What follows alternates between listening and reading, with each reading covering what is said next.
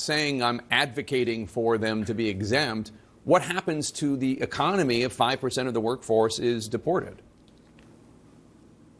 Again, you got to prioritize the removals. And I know Tom, and again, the president has said doing that, making sure that you're removing the worst of the worst. But this idea that you've got to turn your head and just exempt people from the law or from consequences of the law, deportation or the like, because they have a job here in the United States. We certainly need to take a look at that, but there are other ways and other mechanisms and certainly other visas that allow individuals to come in and to contribute to the U.S. economy. And if the Congress wants to do more, wants to allow more of those visas, that's certainly a debate that they should have. But to simply say that we're going to turn our head and just ignore the fact that the law is being broken, I don't think that that's the right approach. Are Trump transition team members or others talking to Republican lawmakers to figure out how Trump will fund this mass deportation plan? Well, I'll let the transition team speak for itself. I guess that they are. I would suspect that they are. I think that's really important because it's not only just a change in policy, which obviously the president can do, but obviously there's going to be some resources required to make sure that those policies are implemented in a way that's smart and that's consistent and that's sustainable over the long term.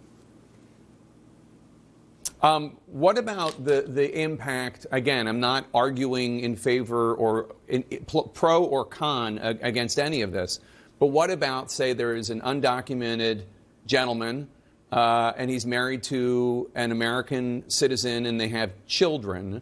Does he get deported? What if both parents are undocumented, but the kid was born in this country? Did they all three of them get deported? Is somebody gaming out all of these different permutations of the various status of these people? Well, Jake, I'm not going to get into hypotheticals because the background of all those individuals you just said really, really matter. How did they come here? Have they tried to adjust status? A variety of different things put in play different decisions that are going to be made. But again, you go back to that prioritization of making sure that you're removing the worst of the worst first. Final orders of removal. There's almost 1.5 million individuals here that have gotten a final order of removal from an immigration judge but have not left the country.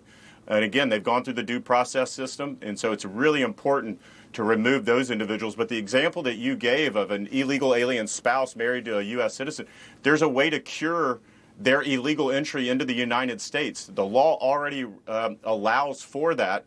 They've got to take advantage of that. They've got to do that process, and then they can come back into the country legally. So I think a lot of this is just explaining the various options out there. And again, we come back to allowing folks to come into the country legally is fine. I don't think that anyone is not in favor of that. It's the illegal activity and then sort of turning your head and blessing it and saying, no, that's fine. Let's just move on. And I don't think that is certainly not the direction we need to go. Mr. Wolf, I can't help but notice on the Chiron that you are in West Palm Beach, Florida. I don't know if that's a coincidence or if you have had a meeting at Mar-a-Lago, but do you think it's possible you might be asked to serve in the new Trump administration? And if asked, would you serve? Well, it is a coincidence. But again, as I've said, it's an honor to be asked to serve your country, particularly by President Trump. I served him for 4 years. He's a reformer. He's a disruptor. I think that's what America needs, particularly along that border, and would be happy to serve again if asked. Former Secretary Chad Wolf, thank you so much, sir. Enjoy your vacation or whatever in West Palm Beach, Florida. We appreciate your being here. Thank you.